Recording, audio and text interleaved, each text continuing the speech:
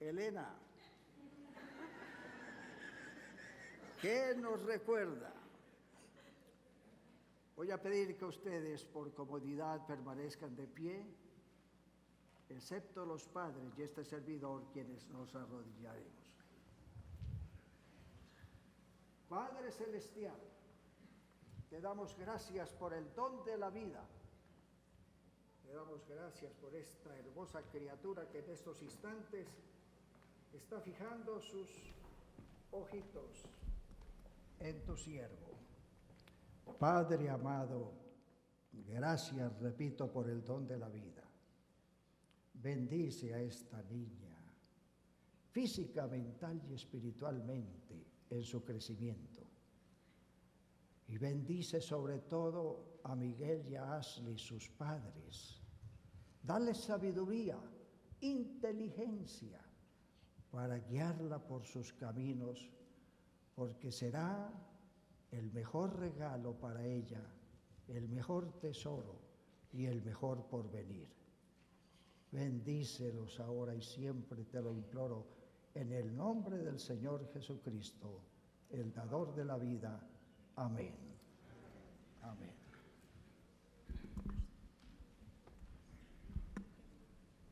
¿Cuántos quieren felicitar a la pareja Rivera Rodríguez, levantando sus manos? Claro que sí, arriba también. Felicitaciones. De parte de la iglesia, todavía esperen unos instantes, les va a ser entregado algo muy especial por parte de nuestra secretaria de iglesia. Pero antes de ello, permítanme entregarles también el certificado, hermoso por cierto, para que lo tengan de recuerdo. Gracias. Y de parte de la familia Gaona, queremos entregarle algo muy pequeño. De parte del Departamento de Niños, de cuna. Ya está inscrita esta bella niña en el departamento de cuna.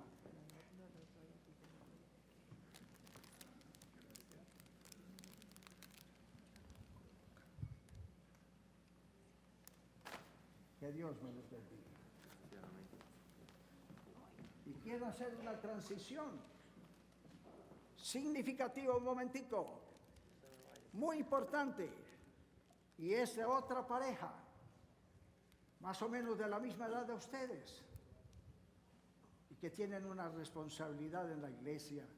No extrañen que ellos les visiten, me refiero al pastor asociado y su esposa. Y qué coincidencia, estas dos parejas tienen más o menos, more or less, la misma edad.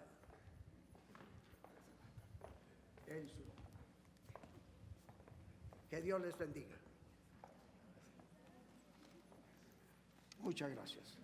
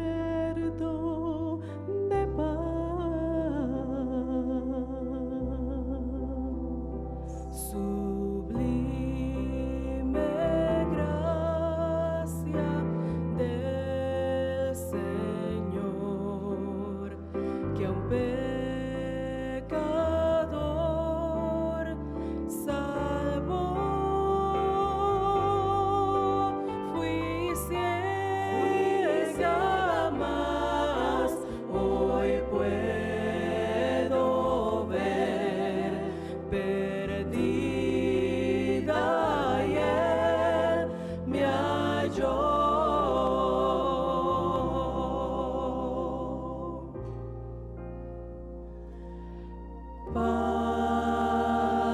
paz, cuán dulce paz, la que da nuestro Padre terrenal. Le ruego que inunde por siempre mi ser. Sus ondas de amor, sus ondas de amor celestial.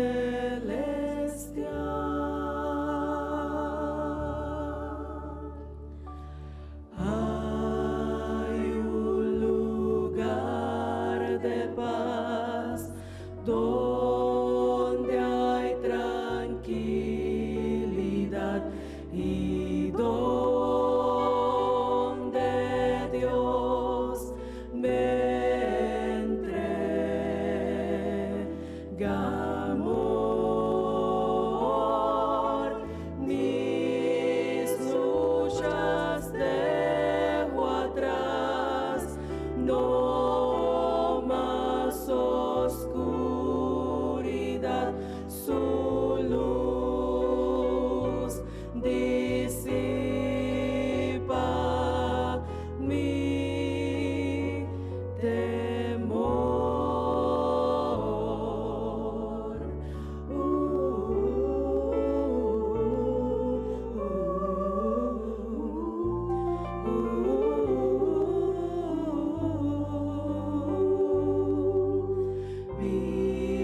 Mirando una flor o contemplando el mar, mis fuerzas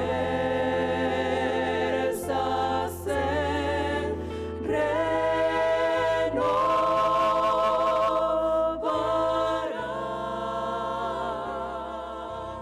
No importa dónde esté situado aquel lugar, mi Cristo por siempre allí estará.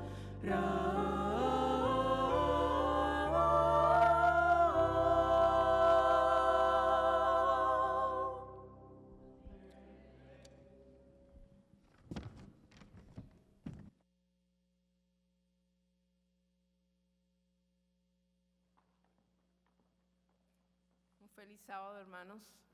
En esta mañana de este precioso sábado, nuestro Dios quiere hablarnos a través de su palabra. Los invito a que abramos nuestras Biblias en San Mateo, capítulo 16, versículo 25. San Mateo, versículo 15, 25. Capítulo 15, versículo 25. Y nos dice San Mateo 15, 25. La mujer se acercó y arrodillándose delante de él, le suplicó: Señor, ayúdame.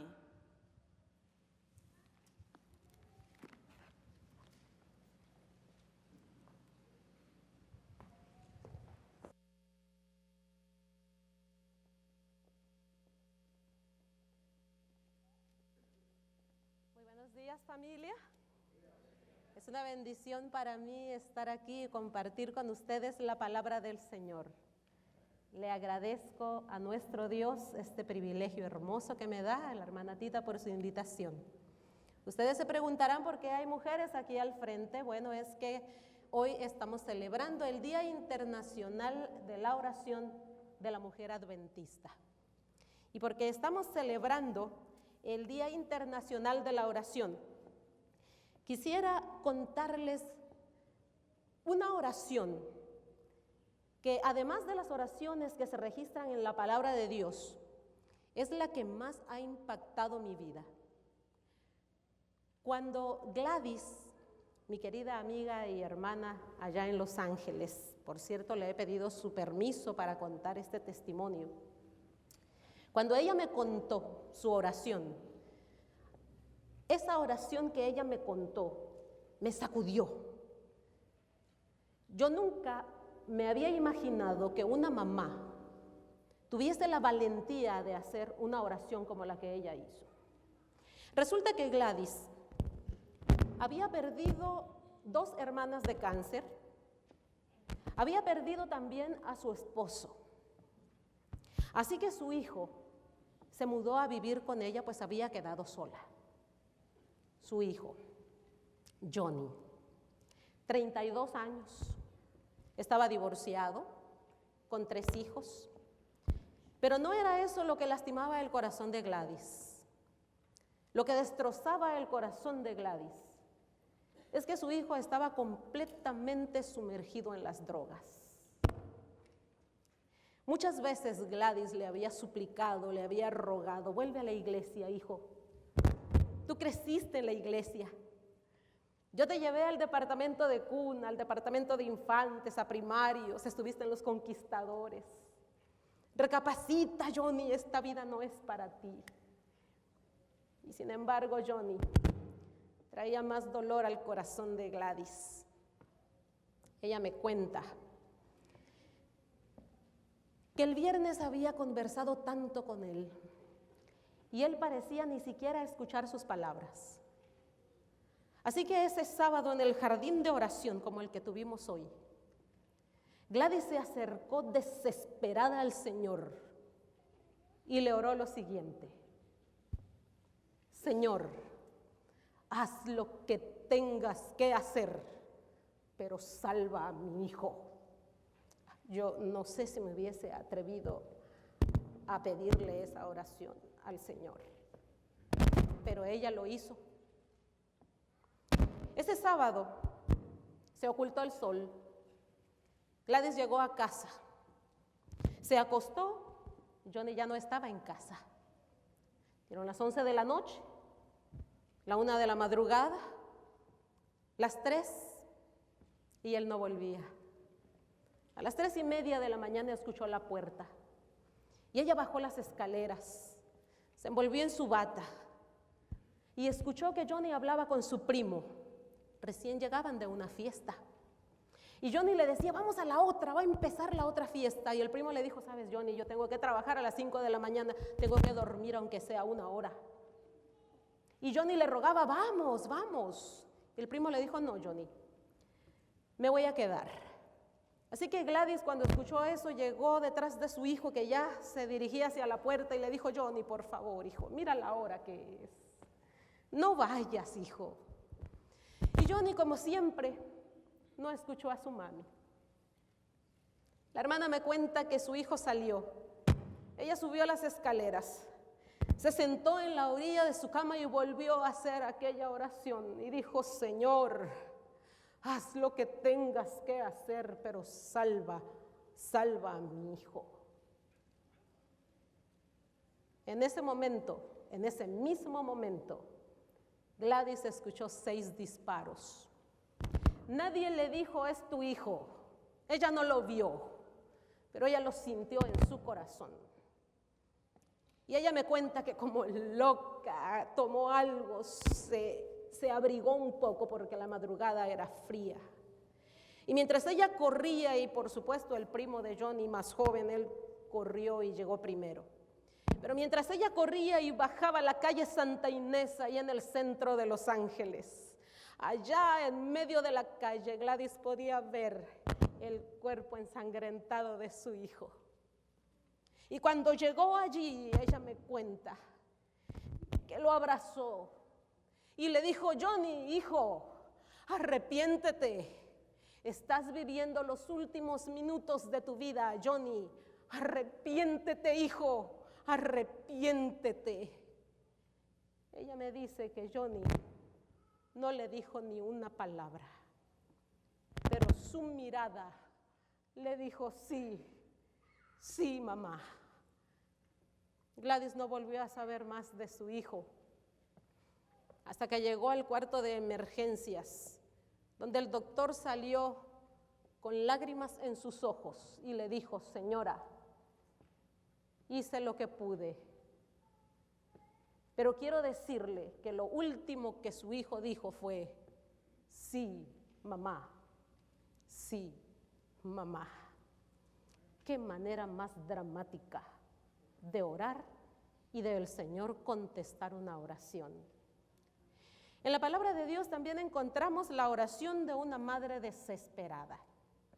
La encontramos allá en el libro de Mateo, en el capítulo 15, del versículo 21 en adelante, y le voy a dar lectura. Abramos nuestras Biblias en el libro de Mateo, capítulo 15 y versículo 21. Dice la palabra de Dios: saliendo Jesús de allí, se fue a la región de Tiro y de Sidón. Y he aquí una mujer cananea que había salido de aquella región clamaba diciéndole: Señor, Hijo de David, ten misericordia de mí. Mi hija es gravemente atormentada por un demonio. Pero Jesús no le respondió palabra. Entonces, acercándose sus discípulos, le rogaron diciendo: despídela, pues da voces tras nosotros. Él respondiendo dijo: no soy enviado sino a las ovejas perdidas de la casa de Israel. Entonces ella vino y se postró ante él diciendo: Señor, socórreme. Respondiendo él dijo: no está bien tomar pan de los hijos y echarlo a los perrillos. Y ella dijo: sí, Señor, pero aún los perrillos comen de las migajas que caen de la mesa de sus amos. Entonces respondiendo Jesús dijo: oh mujer, grande es tu fe, hágase contigo como quieres. Y su hija fue sanada desde aquella hora. Oremos. Añade tu bendición a tu palabra, querido Señor. Úsame como tu instrumento y que el mensaje que tú has puesto en mi corazón quede en el corazón de mis hermanos. Amado Espíritu Santo, desciende sobre este lugar con tu poder y con tu bendición. En el nombre de Jesús. Amén. Vamos a analizar la Escritura. Dice el versículo 21, saliendo Jesús de allí. ¿De allí de dónde? Bueno, si usted lee el capítulo 14, la agenda de Jesús está bastante ocupada. Jesús recién ha sufrido la muerte de su primo, de Juan el Bautista.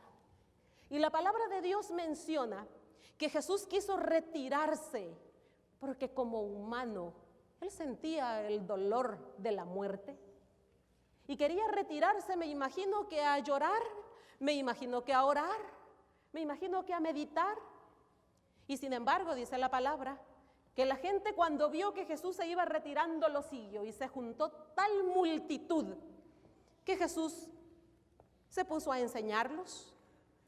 Luego los alimentó, la alimentación de los 5,000. Cuando terminó de alimentarlos, dice la palabra que Jesús quiso retirarse otra vez a estar solo y le dijo a sus discípulos: adelántense, y él se quedó orando.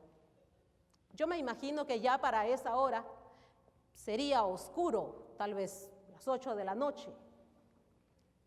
Y dice que en la cuarta vigilia de la mañana, tal vez por ahí las 3, 4 de la mañana, se levantó una tormenta y Jesús sabía que sus discípulos estaban allí.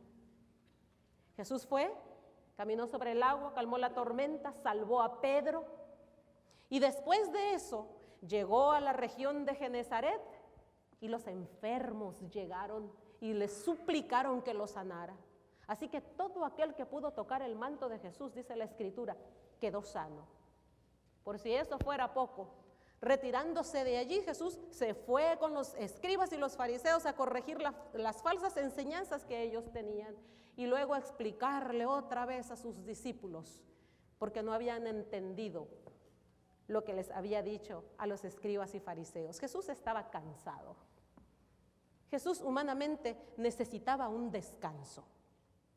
Pero en lugar de tomar ese descanso, dice la Escritura que se fue de allí, de Capernaum, a la región de Tiro y de Sidón. ¿Saben ustedes? De Capernaum a la región de Tiro y Sidón son 75 kilómetros, unas 46 millas. ¿Quién que necesita descanso camina 75 kilómetros? Y yo me pregunto, ¿por qué Jesús, si necesitaba tanto descanso, caminó 46 millas, una distancia como de aquí a la ciudad de Dallas? Me encanta cómo la sierva del Señor lo registra en el libro Deseado de todas las gentes. Dice, Cristo conocía la situación de esta mujer, sabía que ella anhelaba verlo y a propósito se colocó en su camino. Qué maravilloso Dios tenemos.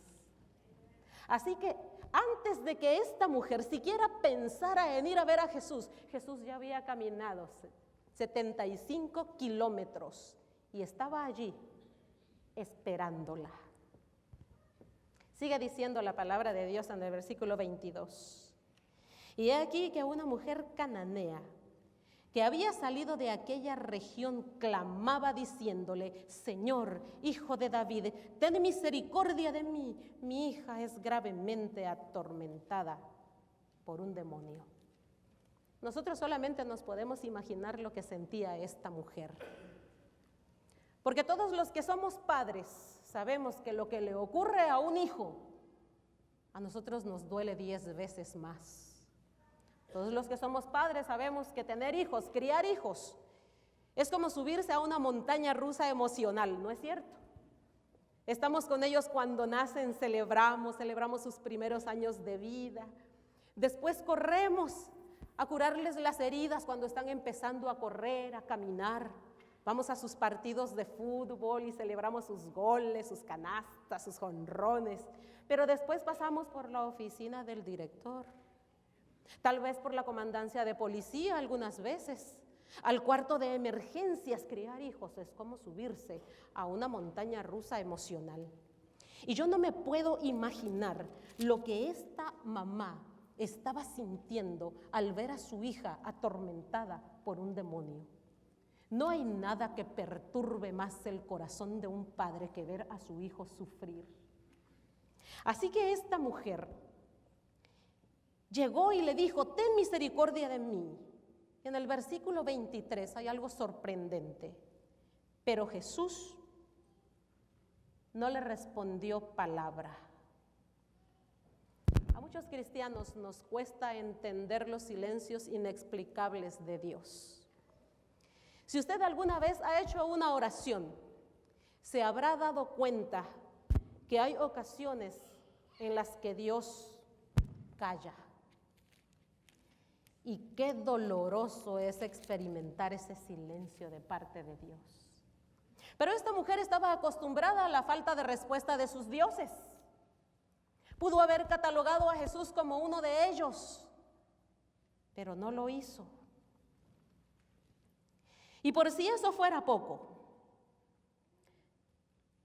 entonces acercándose sus discípulos, le rogaron a Jesús diciendo, despídela. Si una persona que llega buscando a Jesús, el momento en que Dios calla le es difícil, le es doblemente difícil cuando un discípulo de Jesús le sugiere a Dios, despídela, despídelo. A los discípulos de Jesús, disculpémoslos. Todavía no habían recibido el bautismo del Espíritu Santo. Por eso se creían con la prerrogativa de decir a quién el Señor debía recibir y a quién el Señor debía despedir. Si alguna vez nosotros como discípulos, con nuestra actitud o con nuestras palabras, le hemos pedido al Señor que despida a alguien, queridos, caigamos de rodillas y pidámosle al Señor que su Espíritu Santo nos convenza de que la sangre de Jesús compró a cada ser humano. Y tal vez aquí en esta mañana habrá algún amigo, algún hermano, que en alguna ocasión escuchó a un discípulo de Jesús sugerirle a Jesús que te despidiera. Tal vez has escuchado a algunos de nosotros con nuestras actitudes pedirle a Jesús que te despida.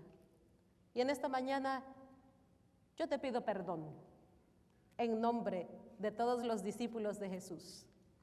Pero también te ruego que nos perdones, que ores por nosotros, porque tal vez estamos más necesitados de la gracia de Cristo de lo que estás tú. Pero esta mujer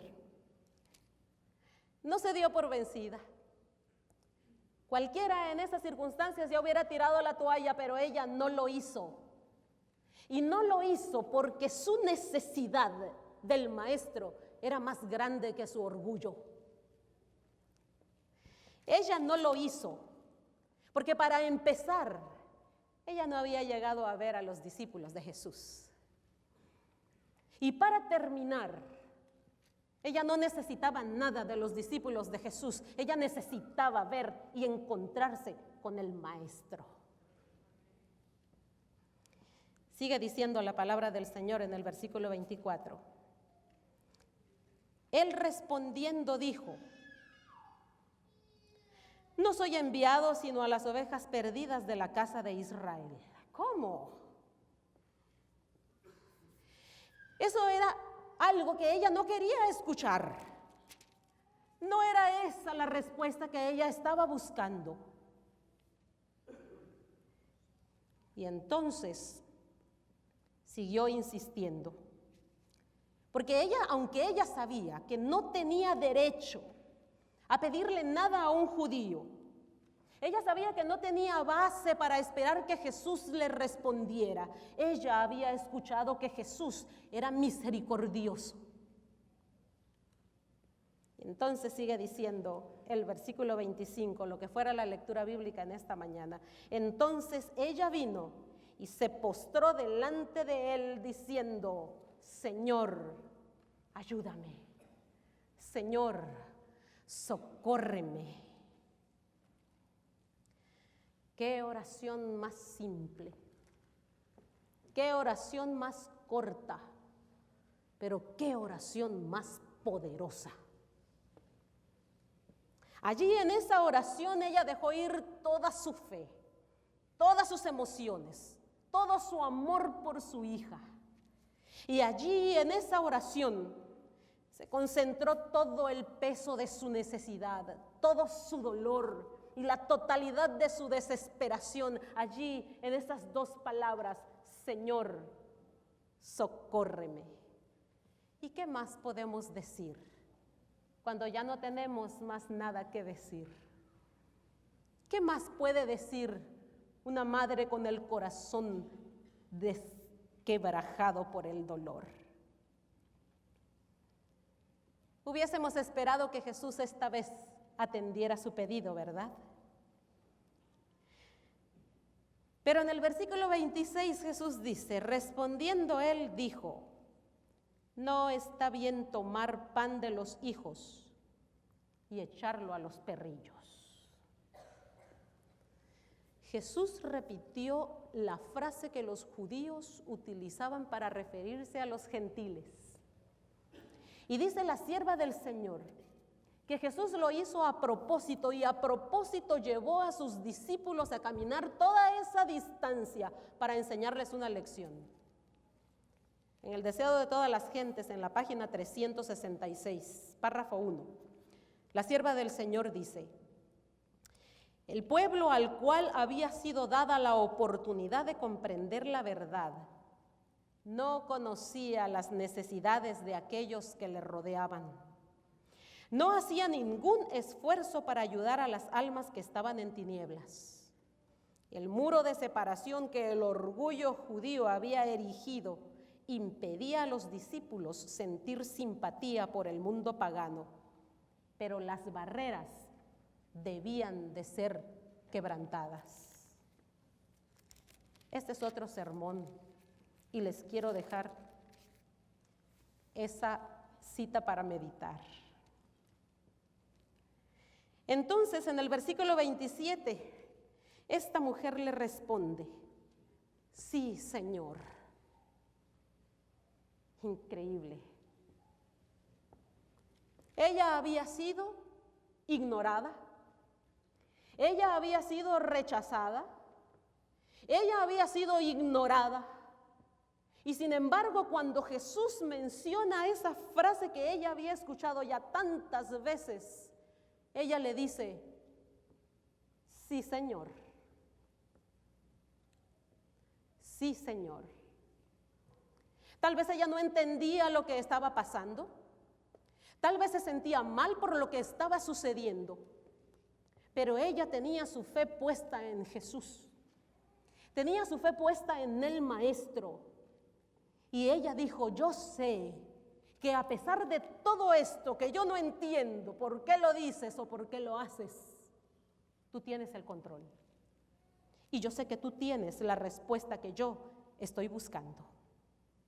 Sí, Señor, pero aún los perrillos comen de las migajas que caen de la mesa de sus amos. Entonces respondiendo Jesús dijo: oh mujer, grande es tu fe, hágase contigo como quieres. Y su hija fue sanada desde aquella misma hora. ¿Qué lección aprendieron los discípulos? Una lección tan grande. Dice la sierva del Señor que cuando Él obró ese milagro, les enseñó que aquella frase que usaban los judíos era completamente falsa. Ahora nosotros podemos aprender 3 lecciones, por lo menos, de la experiencia de esta mujer. La primera es que necesitamos una fe que no se dé por vencida. Repito, ella fue ignorada, fue rechazada, fue maltratada y sin embargo, aunque parecía que la respuesta era no, ella no se dio por vencida, siguió insistiendo. Lección número 2, necesitamos una fe que sea humildemente dependiente. La fe de esta mujer no estaba basada en su sentido de dignidad. Ella no creía que en realidad ella merecía ese milagro, pero ella estaba segura de que Jesús podía hacer lo que ella le estaba pidiendo. Número 3, nosotros necesitamos toda la fe que tengamos. Grande es tu fe, le dijo el Señor. ¿Por qué le dijo grande es tu fe? Bueno, para la cantidad de conocimiento que esta mujer tenía, su fe era grande. Ella no había crecido escuchando al Dios de la Biblia.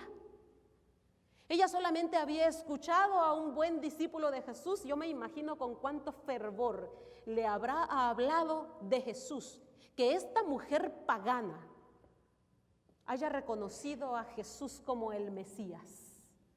Porque cuando llegó ante él se refirió a él como el Hijo de David, que era el título mesiánico que en su pueblo Jesús hasta el momento no había escuchado. Y viene y lo escucha de labios de esta mujer pagana: Jesús, Hijo de David. Esta mujer tuvo fe cuando escuchó acerca de Jesús. Pero cuando se encontró con él personalmente, recibió un milagro y su vida no volvió a ser nunca la misma.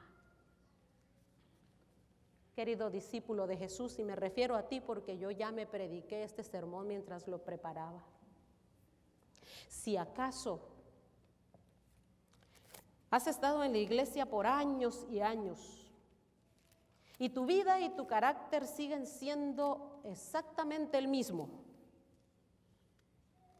quiero que sepas que te has quedado en la etapa de conocer y aceptar a Jesús, pero te falta tener un encuentro y una amistad personal con el Cristo de las Escrituras.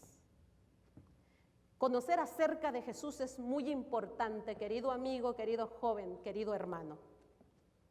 Conocer a Jesús es algo hermoso, pero encontrarse personalmente con el Maestro lo es todo. Y en esta mañana es mi intención recordarte o darte a conocer quién es Cristo Jesús. Y para eso yo te invito que vayas conmigo a la palabra de Dios. Vamos a estar leyendo algunos pasajes en la Escritura. Y el primero de ellos es Juan 1, del 1 al 3. Primero quiero decirte que el Cristo de las Escrituras es este. En el principio era el Verbo, y el Verbo era con Dios, y el Verbo era Dios. Este era en el principio con Dios. Quiere decir que el Cristo de las Escrituras es Dios. En 1 de Juan 1:4, nosotros tenemos que todas las cosas por Él fueron hechas, y sin Él nada de lo que ha sido hecho fue hecho. En Él estaba la vida. ¿Qué quiere decir? Que el Cristo de las Escrituras, querido amigo, querido hermano, querido hijo, querido joven, es nuestro Creador. Esas mismas manos que modelaron las flores del campo, que extendieron los cielos y que colgaron los mundos en el espacio, son las mismas manos que fueron clavadas en la cruz del Calvario por amor a ti y por amor a mí. En Romanos 5:12 encontramos por qué Jesús vino a este mundo, si Él es Dios y si Él es el Creador.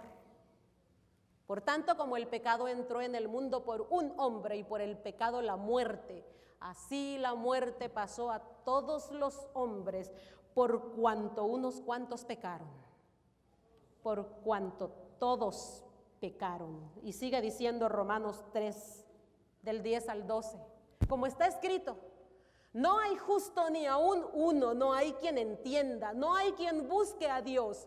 Todos se desviaron, a una se hicieron inútiles, no hay quien haga lo bueno, no hay ni siquiera uno.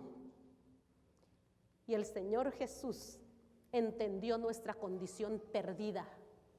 El Señor Jesús entendió que nosotros estábamos en un pantano de arena movediza, que mientras más luchemos por salir, más nos hundimos. Y el Señor Jesús entendió que nosotros necesitábamos a otro ser humano que estuviese fuera del pantano para poder salir. Y entonces ofreció su vida para venir y colocarse fuera de ese pantano, para tendernos la mano y sacarnos de allí. Quiere decir que Jesús es nuestro sustituto. Querido joven, querida señorita, Jesús es nuestro sustituto, porque Él pagó la deuda que tú y yo jamás hubiésemos podido pagar. La muerte eterna, esa separación total del ser humano con Dios, ningún ser humano la ha experimentado todavía. Y Jesús vino a morirla. Por eso es nuestro sustituto.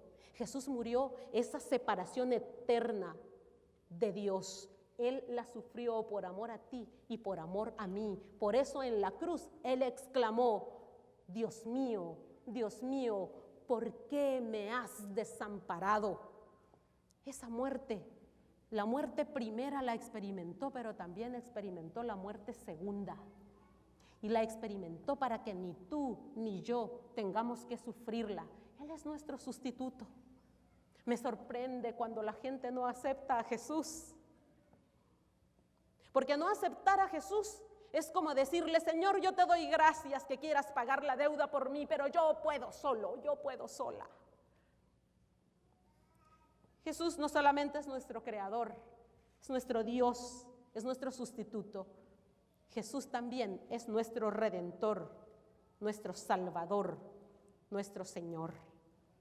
En Hechos 4:12 dice la palabra de Dios: y en ningún otro hay salvación, porque no hay otro nombre, familia. No hay otro nombre bajo el cielo dado a los hombres en que podamos ser salvos. No lo hay. Querido amigo, querida amiga, querido hijo, joven, no busques la salvación en otro lado. No la hay. Jesús no solamente es nuestro Redentor, sino que es el único Redentor. Jesús no solamente es Salvador, es el único Salvador. Jesús no solamente es nuestro Señor, es el único Señor. En Juan 14:6, Jesús le dijo: yo soy el camino y la verdad y la vida. Nadie viene al Padre sino a través de mí. Él es el único puente, querido amigo, querido hermano. El único puente que une a la tierra con el cielo. Nadie puede lograr la vida eterna, nadie puede llegar a Dios si no es a través de la persona de Cristo Jesús. Primera de Juan 2, del 4 al 5. El que dice yo le conozco y no guarda sus mandamientos, el tal es mentiroso y la verdad está en él. ¿Y saben por qué escogí este verso? Porque el Señor es nuestro Señor. Él es Señor en toda la extensión de la palabra. Y a muchos cristianos nos encanta pensar en Jesús como nuestro Salvador, como nuestro Redentor, como nuestro Creador. Él es todo amor.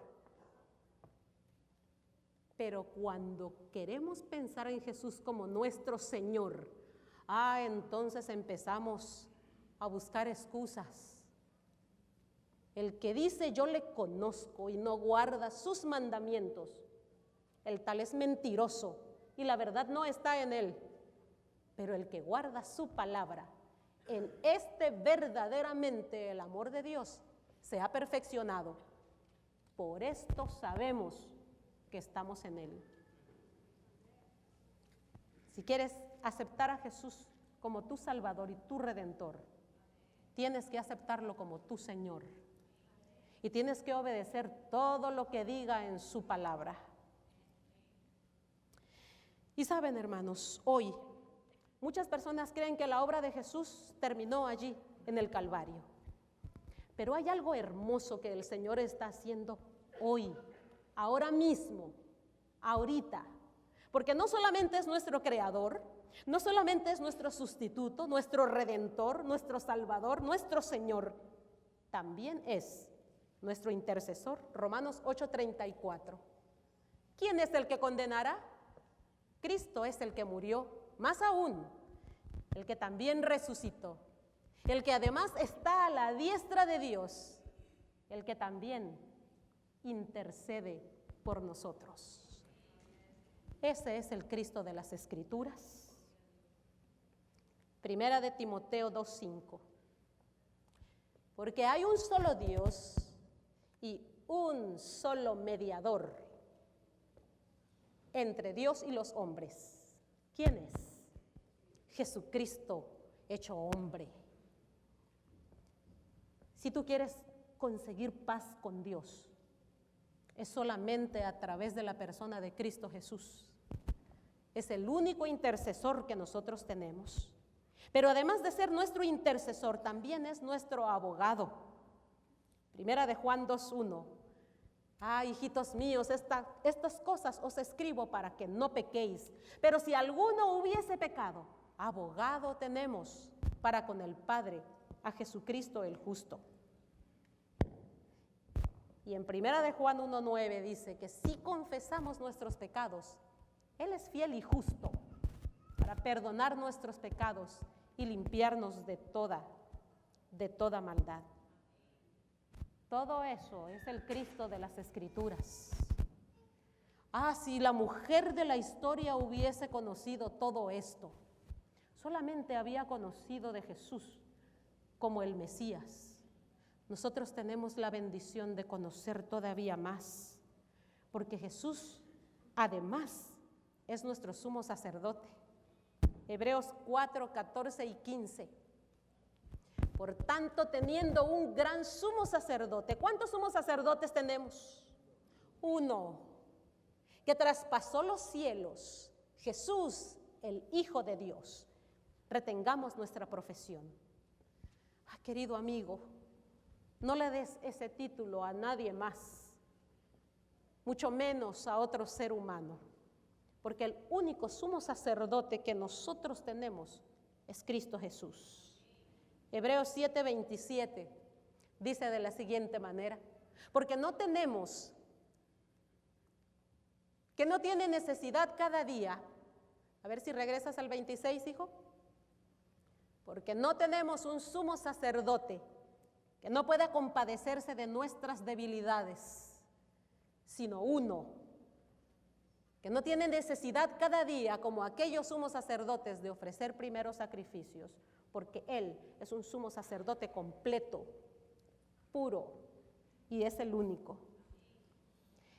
Queridos, y Jesús no solamente hizo eso por nosotros en el pasado, no solamente intercede por nosotros ahora en el presente, sino también tiene un plan para nosotros en el futuro. Vamos a buscar en Hebreos 9:28, perdón. Así también Cristo fue ofrecido una sola vez para llevar los pecados de muchos. ¿Y qué pasará? Aparecerá por segunda vez. Por eso usted y yo hoy estamos aquí, porque Él aparecerá por segunda vez. Y no solamente aparecerá por segunda vez, sino que Él vencerá la muerte. Dice Juan 11, del 25 al 27, le dijo Jesús: yo soy la resurrección y la vida. El que cree en mí, aunque esté muerto, vivirá. El Cristo de las Escrituras tiene las llaves para destruir la muerte. Y en 5:28 y 29 de Juan: no os maravilléis de esto, dice el Señor, porque vendrá hora cuando todos los que están en los sepulcros escucharán su voz. Y los que hicieron lo malo saldrán a resurrección de vida, mas los que hicieron lo bueno, saldrán a resurrección de vida, mas los que hicieron lo malo, a resurrección de condenación. Y lo más maravilloso que el Señor tiene para nosotros en el futuro, lo encontramos en 1 de Tesalonicenses 4:16. Porque el Señor mismo, con voz de mando, con voz de arcángel y con trompeta de Dios, descenderá del cielo, y los muertos en Cristo resucitarán primero. Apocalipsis 21. Vi un cielo nuevo y una tierra nueva, porque el primer cielo y la primera tierra pasaron y el mar ya no existía más. Y yo, Juan, vi la santa ciudad, la nueva Jerusalén, descender del cielo de Dios, dispuesta como una esposa ataviada para su marido. Y oí una gran voz del cielo que decía: he aquí el tabernáculo de Dios con los hombres, y Él morará con ellos, y ellos serán su pueblo, y Dios mismo estará con ellos como su Dios.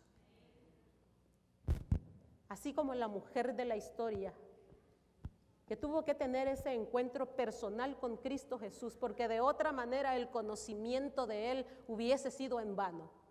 Así en esta mañana te he presentado al Cristo de las Escrituras, para que le entregues tu corazón y para que empieces a tener una relación personal y viva con Él.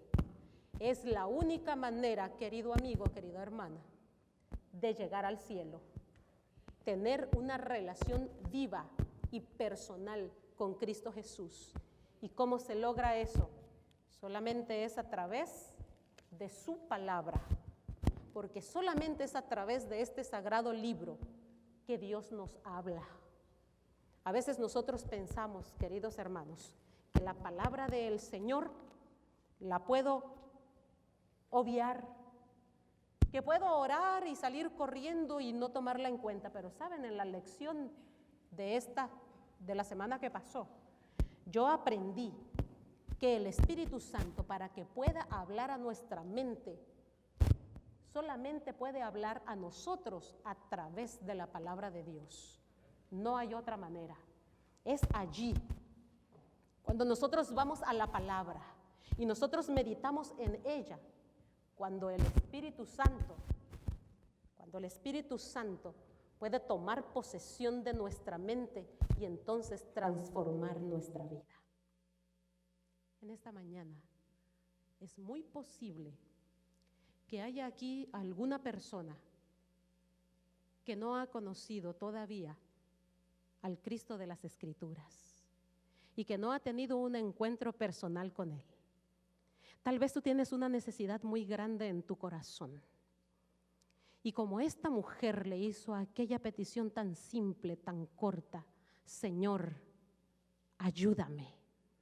Tal vez esta mañana, porque ya no tienes más palabras, porque ya no tienes otra manera de decírselo al Señor, tal vez esta mañana quieres venir y decirle, Señor, ayúdame. Yo te invito a comenzar esa relación personal con Cristo Jesús ahora mismo. Y si ya la tienes, te invito a que te coloques de pie y le digas a tu hermano y a tu hermana que está al lado de ti, seguir a Jesús es todo. La persona de Cristo Jesús es todo. Sin Él no podemos hacer nada y con Él podemos hacerlo todo. ¿Quieres colocarte de pie? Quiero terminar con una oración y quiero invitar a aquellos que nunca han aceptado a Jesús en su corazón, que no desperdicien esta oportunidad de hacerlo, porque sin Jesús, queridos, estamos completamente perdidos. Oremos. Te damos gracias, querido Padre, por la belleza de tu palabra. Te damos gracias porque a través de ella tú nos hablas y el Espíritu Santo nos conmueve y nos transforma. Perdónanos, querido Padre. Perdónanos porque somos negligentes, porque como los discípulos sin el Espíritu Santo no entendemos. Oh, querido Espíritu Santo, te necesitamos. Necesitamos que vengas a nuestra vida y que la llenes y que la transformes. ¿Cómo te suplicamos que tú nos des el poder para acercarnos a Cristo Jesús y para vivir una vida como Él quiere que la vivamos? Quédate en nuestra vida, quédate en nuestro corazón. Lo pedimos en el bendito nombre de Cristo Jesús. Amén. Amén. Que el Señor te bendiga.